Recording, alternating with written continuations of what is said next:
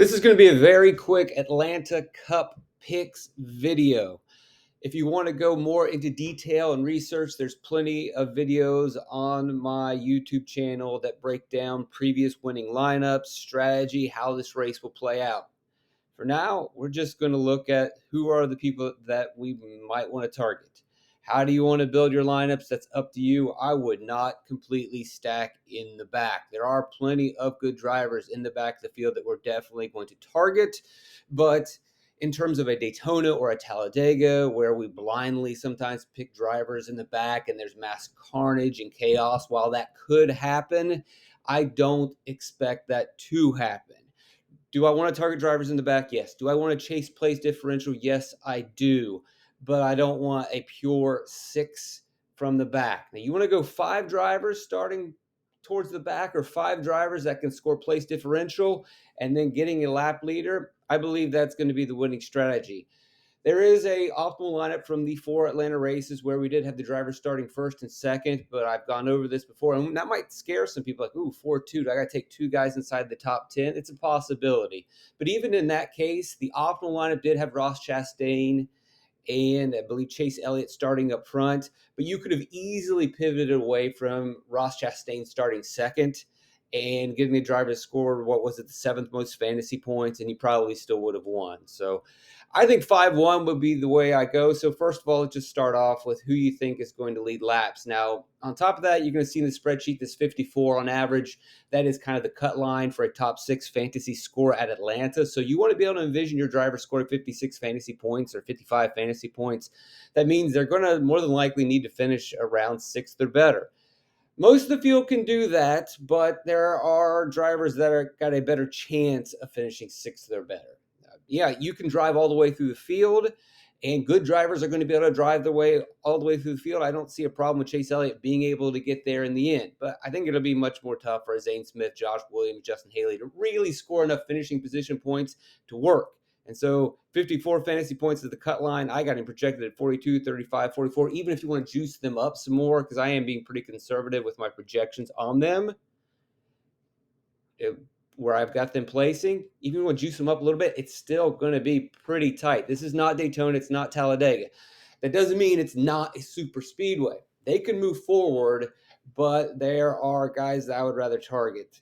Christopher Bell, Chase Elliott, they are qualifying for that finishing position. As you can see, it's giving them a little bit of a highlight. So again, I'm not going to completely dive into the dumpster like we would at Daytona or Talladega. It could happen. I'm not saying it's not a winning strategy. We could get carnage and chaos, but where I stand going into this race, I think it's going to be a little bit more tame, single file, and I would rather take some of the heavy hitters. Even a Stenhouse I like, even though I've got him with a slightly conservative projection.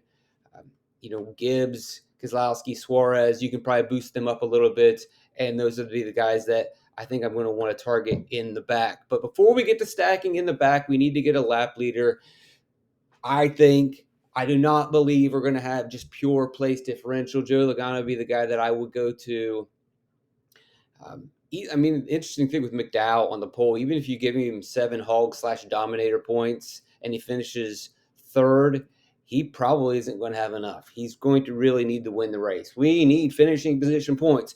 We're also going to need place differential, but I don't think the place differential is going to be like at a Daytona or Talladega. We need a hog, though. We need laps led. Logano, Busch, they're at the top of my list. They're starting up front. If this thing goes green, if it's passive and tame and single file, almost like we saw last week, then yeah, that's going to favor them. It's going to favor Blaney. Byron's going to be in that conversation. He's won 2 of 4 here. He's won 2 at Daytona. He clearly has enough speed. Car was fast last week, should be fast this week. Joe Logano, car was fast last week, should be fast this week. The Fords seem to be pretty fast. Joe Logano was great on pit road. Kyle Busch was great getting on and off pit road. You can check out my video. Also part of that list of being great on and off pit road, gaining spots that go unnoticed to the public and maybe missed by other DFS players. Chase Elliott fits into that category. Christopher Bell's a guy, if we looked at the closers video that I did for Super Speedways, has been really strong closing out these Super Speedway races. Ross Chastain's aggressive. He's been good at Atlanta. We know he got those 2 second place finishes. Some of these guys are starting in the back simply, and I think Chastain mentioned this, is that they didn't get to practice. They didn't get the car dialed in for qualifying, and so they don't really have the starting position that maybe they deserve or should have had.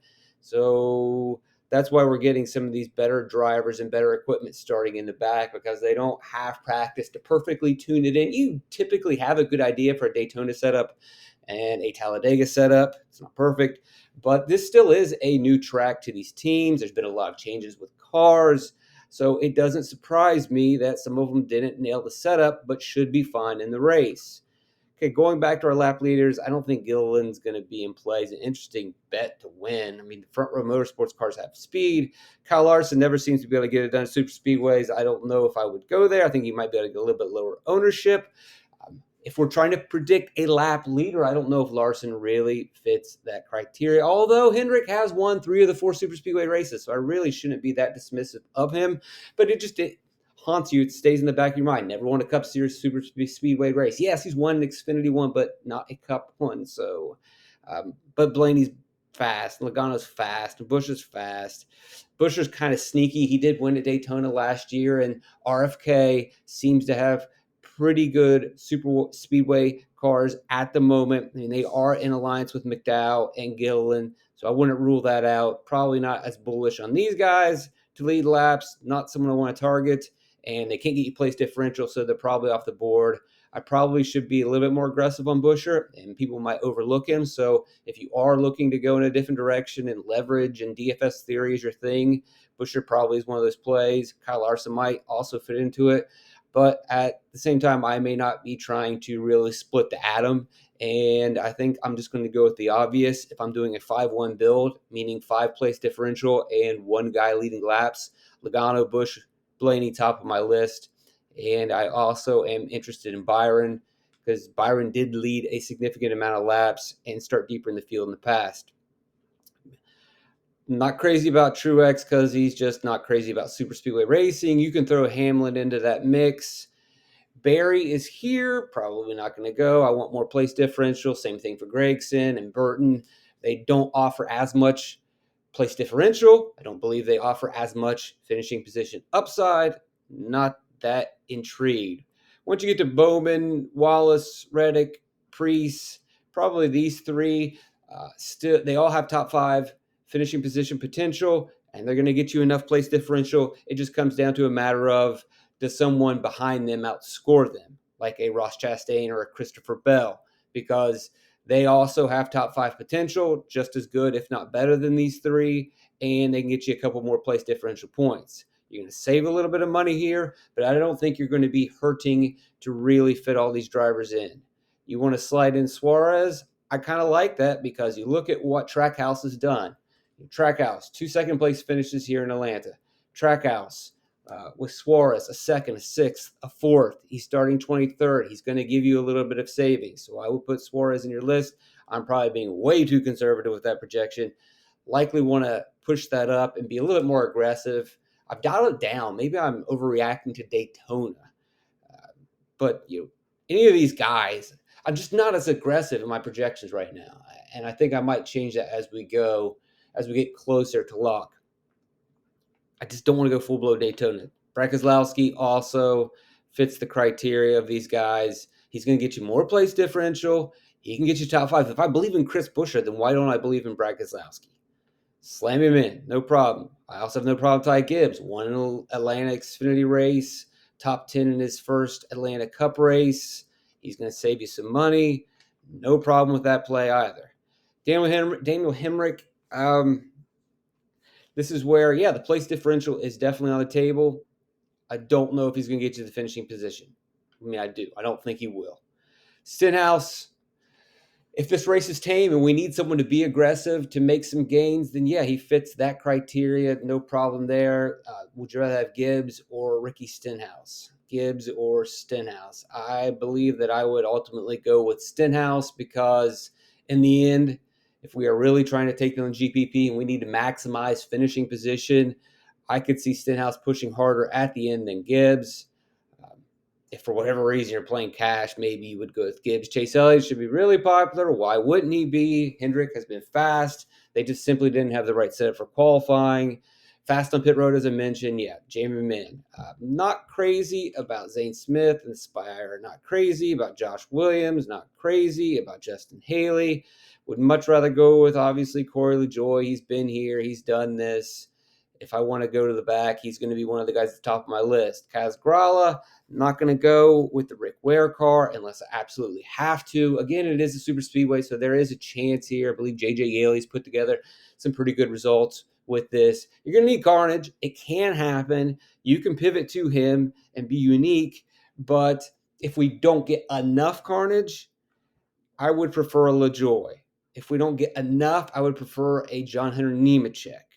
Not that crazy about Hocevar. I'm not playing McLeod. You want to jam in Jones at 8,000. There's nothing wrong with that. He's starting dead last.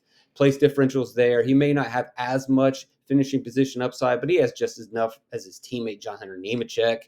And he has just as much as Corey LaJoie. He'll cost you a little bit more, but he definitely is in play. So for the record, we can go with Jones. We can go with Nemechek. There's plenty of savings there. That pretty much opens up our lineups. Then you go Chase Elliott. I would also put Stenhouse in my pool. All these guys are absolutely in my pool. If you get a little bit more aggressive, they're going to go above that 54 cut line. These guys all can be a part of that 5. So far we got 1, 2, 3, 4, 5, 6, 7, 8, 9, 10 drivers. I'll expand even a little bit. 4, 10, 11, 12, 13. So there's 13 pretty solid picks to pick from if you're going with a 5-1-4-2 build. Obviously up front I'm liking Logano and Busch and Blaney. You want to go towards Larson. You never bet against Kyle Larson.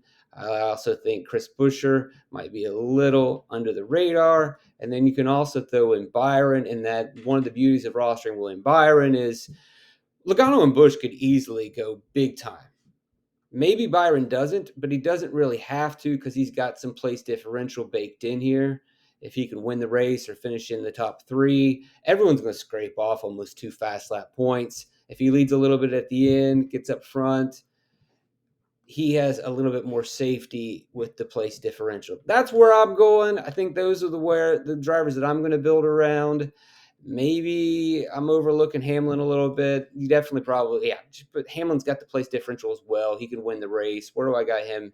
If he wins the race, I got him 3rd. Let me just put him up to winning. If he wins, yeah, we get the fire symbol because he's at 59. Even if he finishes 2nd, we're still going to get over that cut line that we're really trying to get over. Hopefully this was helpful. Again, you can watch all the other videos. Plenty of content explaining the specifics of super speedways. I don't feel the need to go to a Zane Smith or Justin Haley, but I wouldn't fault you for doing it just to be different because the guys that I have highlighted are obviously going to be pretty chalky. And if you are a little unsure about a Zane Smith or Haley, then you can still go with Carson Hocevar. Hocevar is in basically the same equipment as Smith. I do worry a little bit about the Rick Ware car, but as I mentioned before, J.J. Yaley has put together some pretty good results in a Rick Ware car at Atlanta. It just depends on the way that this race plays out and how you think it's going to be. If it's going to be kind of crazy and hairy, and it could just be a normal race, but then get crazy and hairy at the end. By the way, if you like Zane Smith enough, but you're just not sure, you're going to get more place differential from Carson Hocevar. There's a lot more question marks around Carson Hocevar, and Zane Smith has had some pretty strong success in the truck series at super speedways. But, I don't have a problem going in that direction either. Probably guys that I'm not bold enough to go to is McLeod and Grala and Josh Williams. Guys that I'm really not interested in. Daniel Hemrick. And, Ryan Preece is right there. It's fine. But there's just so many other guys that I think I like better. And these guys, I think, are just in no man's land. They could blow up some lineups, absolutely. And I think the Austins are too close to the front, along with Chase. Hopefully this was helpful. Like, subscribe, share the video. Sorry that I was unable to do a live show. Just trying to do my best to produce some content, give you an idea of where I stand on this Sunday for the Atlanta race. Again, like, subscribe, share. Jump on over to racefortheprize.com if you want to get access to the fancy NASCAR spreadsheet. It's simply just a Venmo, PayPal, Cash App over to me, and I will add to the sheet, and you can run the optimizer and all that cool stuff. Have a wonderful day.